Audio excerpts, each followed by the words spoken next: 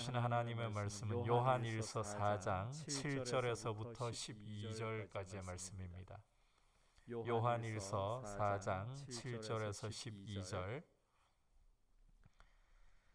한 절씩 교독하겠습니다. 사랑하는 자들아, 우리가 서로 사랑하자. 사랑은 하나님께 속한 것이니 사랑하는 자마다 하나님으로부터 나서 하나님을 알고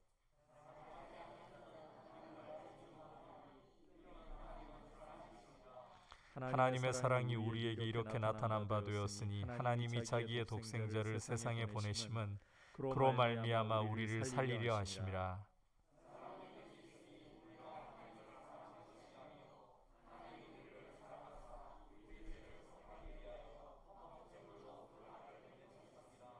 사랑하는 자들아, 하나님이 이같이 우리를 사랑하셨은즉 우리도 서로 사랑하는 것이 마땅하도다.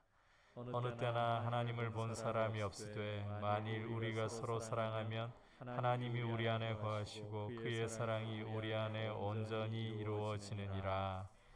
아멘. 오늘은 정하원 강도사님께서 하나님은 사랑이심이라 라는 제목으로 말씀 전하시겠습니다. 따뜻한 박수로 모시겠습니다. 네, 제가 얼마 전에 우연히 기사를 하나 봤습니다. 최근에 미얀마에서 1억 년 전에 이렇게 옆으로 기어다니는 개가 호박 화석으로 발견되었다는 기사였습니다. 나무 진액이 흘러서 이렇게 돌로 굳어진 것을 호박이라고 하는데요. 진액 안에 갇혀서 이렇게 생물들이 그대로 굳어지면서 오랜 세월이 흐르면은 이를 호박 화석이라고 한다고 합니다. 1억 년 전 화석이라는데 굉장히 잘 보존이 돼서 지금 우리가 흔히 볼 수 있는 개의 모습을 쉽게 관찰할 수 있다는 거죠. 이 화석의 발견을 통해서 개가 진화를 거듭해서 바닷가에서 민물개로 이렇게 진출한 연도를 기존 연구보다 5천만 년은 앞당길 수 있다, 이런 내용의 기사였습니다. 이 기사에서 가장 인기 있는 댓글은 이런 내용이었죠. 이래도 개신교는 5천년 전에 하나님이 세상을 만들었다 이렇게 말을 한다, 이렇게 이야기하면서 비꼬는 것이었죠. 진화론에 대한 증거들은 계속해서 나오고 있는데 하나님이 계셔서 하나님께서 천지를 창조하셨다는 것을 보여주는 증거는 어디 있냐 말합니다. 혹시 여기에 대해서 반박할 증거를 가지고 계신 분 계신가요? 제가 오늘 여러분에게 진화니 창조니 이렇게 연대를 따져가면서 과학적인 이야기를 하려는 것은 아닙니다. 성도님들께서도 이렇게 과학 수업을 들으러 오늘 예배 가운데 나오신 것은 아닐 테니까요. 다만 세상 사람들은 정확한 사실을 확인할 길 없는 증거에 이렇게 주목을 하는데 우리에게는 정말 세상에 하나님의 살아계심과 하나님의 어떠하심을 보여줄 증거가 없는지 묻고 싶습니다. 오늘 말씀은 그렇지 않다 하며 우리가 서로 사랑하는 것이 곧 하나님을 나타내는 증거라고 말씀합니다. 어떻게 이 같은 결론에 이르는지 말씀을 함께 살펴보겠습니다. 먼저 오늘 본문은 우리가 세상의 사랑과 하나님께 속한 사랑을 구별해야 한다는 것을 보여주고 있습니다. 함께 본문 말씀 7절과 8절 말씀을 읽겠습니다. 사랑하는 자들아, 우리가 서로 사랑하자. 사랑은 하나님께 속한 것이니 사랑하는 자마다 하나님으로부터 나서 하나님을 알고 사랑하지 아니하는 자는 하나님을 알지 못하나니 이는 하나님은 사랑이심이라. 아멘. 사도 요한은 우리가 서로 사랑하자라고 말하면서 이 사랑은 하나님께 속한 것이라고 말씀합니다. 하나님으로부터 나서 하나님을 아는 자들이 사랑을 한다 말합니다. 반대로 사랑하지 아니하는 자는 하나님을 모른다고 하죠. 이상하죠? 세상 사람들도 사랑을 하잖아요. 하나님을 모르는 사람들도 사랑을 한단 말이죠. 그럼에도 불구하고 오늘 본문은 마치 하나님께 나고 하나님을 아는 자들만 사랑할 수 있고 또 사랑해야 하는 것처럼 말씀하고 있습니다. 그 이유는 본문이 말하고 있는 사랑이 단순히 세상에서 나타나는 그런 사랑이 아니기 때문입니다. 이 사랑은 우리가 유전적으로 타고나는 모성애나 부성애도 아니고 전장 속에서 피어나는 전우애도 아닙니다. 친구 사이의 우정도 아니고 흔히들 이야기하는 연인이나 부부 사이의 사랑도 아닙니다. 몇몇 뛰어난 사람들이 보여줄 수 있는 남다른 인류의 휴머니티도 아닙니다. 이 사랑은 하나님께 속한 사랑으로 성령으로 거듭나고 이로 인해 하나님과의 사귐이 있는 사람들만이 하는 사랑이라고 말씀합니다. 왜냐하면 하나님만이 사랑이기 때문입니다. 요즘에 너는 사랑이야, 지키는 사랑이야, 뭐 이런 것처럼 누구누구는 사랑이다, 무엇은 사랑이다, 이런 표현을 사람들 사이에 세상 가운데 심심치 않게 사용하는 것을 볼 수가 있습니다. 그런데 사실 이 표현은 오직 하나님께만 돌려져야 합니다.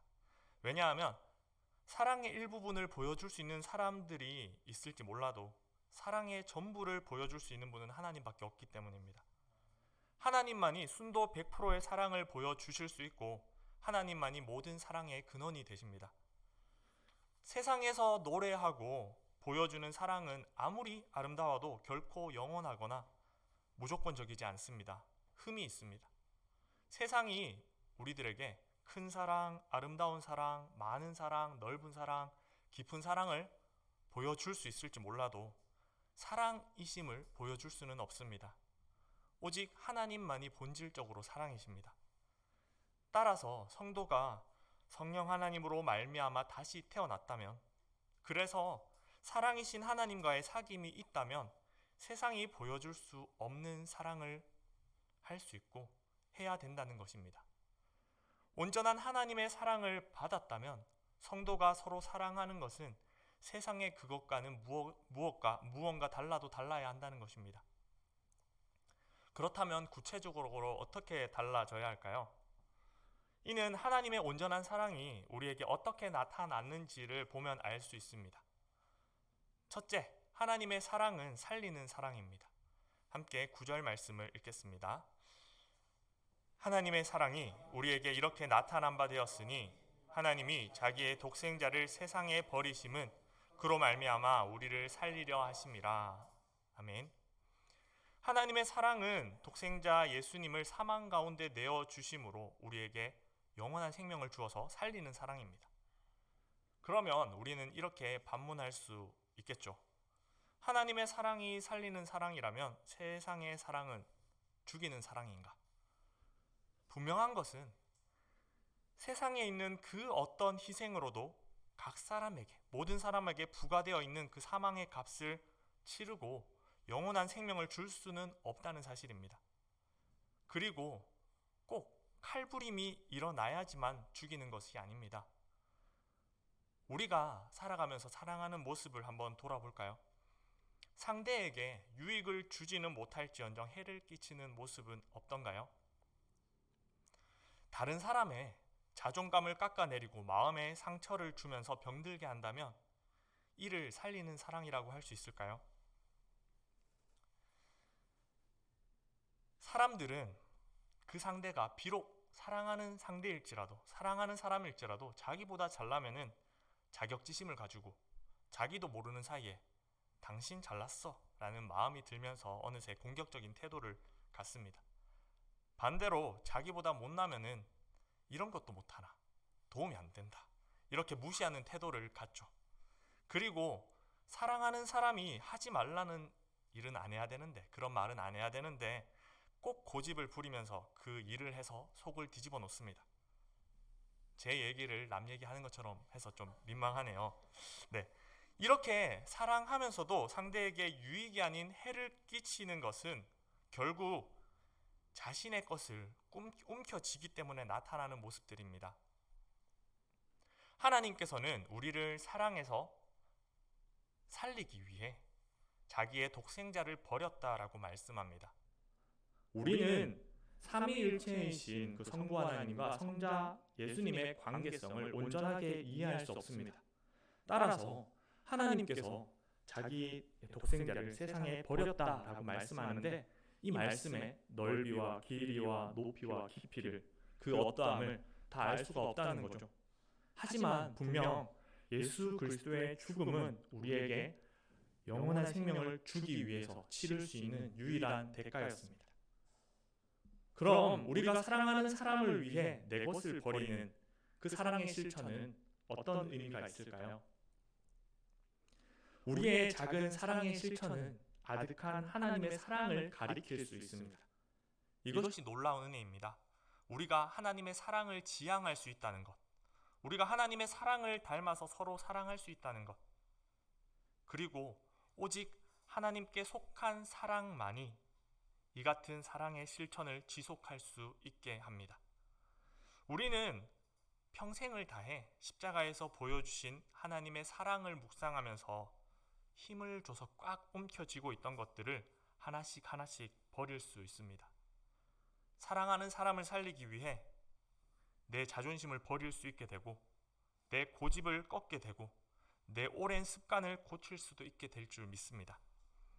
사랑하는 사람을 살리기 위해 내 돈이 아깝지 않게 되고, 내 시간과 에너지도 얼마든지 내어줄 수 있게 될 줄 믿습니다. 심지어 내 생명을 주기까지 믿음의 형제 자매들을, 그리고 이웃을 사랑하게 될 줄 믿습니다. 이처럼 하나님께서 세상에 자기의 독생자를 버리심으로 우리에게 보이신 사랑을 날마다 묵상해서 내 것을 버리며 하나님께 속한 사랑을 나타낼 수 있기를 축복합니다. 둘째, 하나님의 사랑은 먼저 하는 사랑입니다. 함께 10절 말씀을 읽겠습니다. 사랑은 여기 있으니 우리가 하나님을 사랑한 것이 아니요 하나님이 우리를 사랑하사 우리 죄를 속하기 위하여 화목제물로 그 아들을 보내셨습니다. 우리가 하나님을 사랑한 것이 아니요 하나님이 우리를 사랑하셨다 말씀하죠. 하나님께서 우리를 먼저 사랑하셨다는 겁니다. 이것은 단순히 시간적인 문제가 아닙니다. 하나님께서 우리를 먼저 사랑하셨다는 것은 우리가 전혀 사랑받을 만한 모습이 아닐 때 하나님께서 사랑하셨다는 겁니다. 우리가 아직 죄인 되었을 때에 그리스도께서 우리를 위하여 죽으심으로 하나님께서 우리에 대한 자기의 사랑을 확증하셨느니라. 로마서에서는 이렇게 말씀하죠. 하나님께서는 우리가 전혀 사랑받을 만하지 않은 죄인일 때 사랑하셨습니다. 사랑받을 만하지 않은 우리를 대신해서 오히려 사랑하는 아들을 십자가에 달려 죽게 하셨습니다.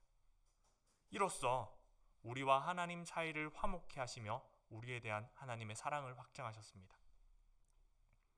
그리고 이 땅에서 예수님의 행보는 어떠했나요? 병자와 세리와 죄인들을 가까이 하셨습니다. 같이 다니면은 손가락질 받을 만한 무리들과 항상 함께 어울리셨죠. 그들에게 먼저 다가가서 손을 내미셨습니다. 하나님께 속한 사랑은 이처럼 사랑받을 만하지 않은 사람을 먼저 사랑하는 것으로 나타났습니다.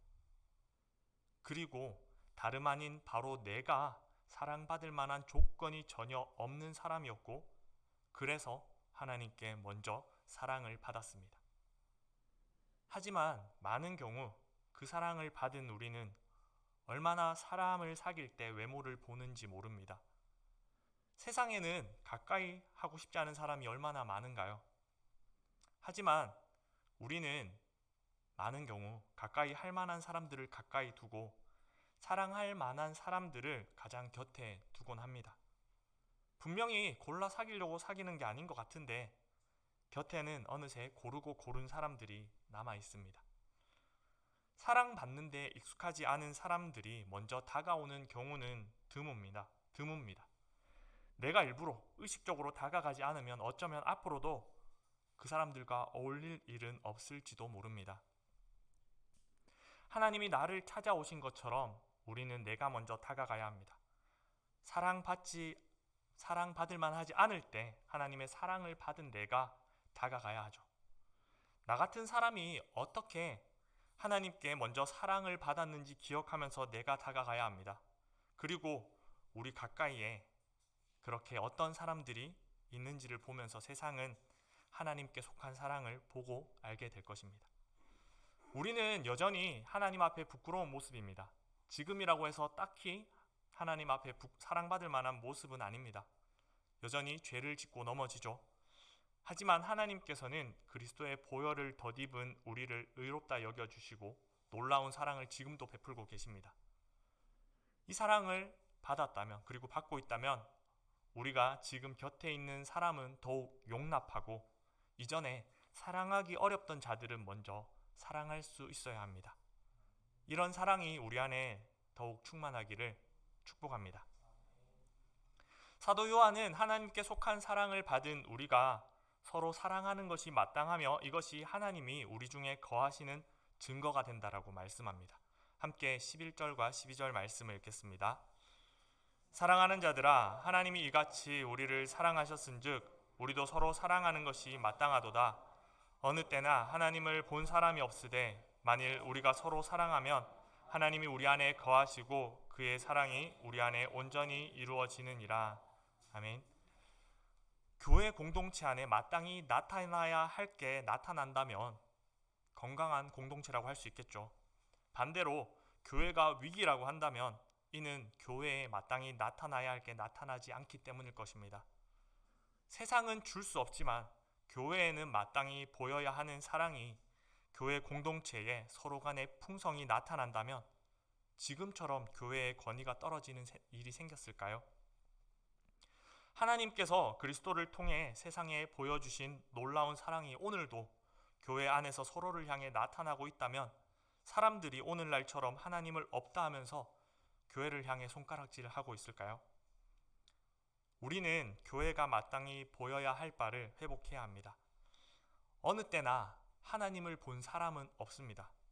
초대교회 당시에도 오늘날도 없습니다. 그러나 초대교회 당시에는 영지주의자들이 뭔가 신비한 경험을 통해서 하나님을 봤다라고 주장했습니다. 오히려 거짓말로 그 사람들은 하나님의 살아계심을 증거하려는 자들이었죠. 하지만 오늘날은 과학, 철학 또는 다른 것들로 하나님의 살아계심을 부정하려는 사람들이 있습니다. 그러나 예나 지금이나 거짓 증거 앞에서, 거짓 진리 앞에서 하나님의 살아계심을 보여주는 참된 증거는 동일합니다. 곧 우리가 서로 사랑하는 것입니다. 우리가 서로 사랑하면 하나님이 우리 안에 거하시고 그의 사랑이 우리 안에 온전히 이루어지는 것을 볼 수 있습니다. 그러므로 우리는 하나님이 계신 것을, 살아계신 것을 보여봐라 하는 사람들에게 건넬 대답으로 논증이나 신비한 체험을 준비해야 되는 것이 아닙니다. 하나님께 속한 사랑으로 서로 사랑하는 그 모습으로 대답을 해야 합니다. 사람들은 세상이 줄 수 없는 사랑을 보고 살아계신 하나님을 만나게 될 것입니다. 말씀을 정리하겠습니다. 세상의 사랑과 하나님께 속한 사랑은 구별됩니다. 하나님의 사랑은 그리스도의 십자가에서 분명히 보여 나타났는데 이 사랑은 첫째, 자신의 독생자를 버림으로써 영원한 생명을 주시는 살리는 사랑이었고, 둘째, 전혀 사랑받지 못한 죄인일 때 우리들을 향해 먼저 베풀어 주신 사랑이었습니다.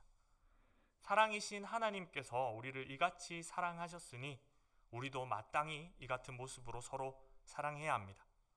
또한 우리가 이렇게 서로 사랑하는 것이 하나님의 살아계심을 보여주는 분명한 증거가 됩니다. 오늘 말씀 앞에 선 우리 모두가 하나님께 속한 사랑으로 서로 사랑을 해서 하나님의 살아계심을 교회와 세상에 보여줄 수 있기를 소망합니다.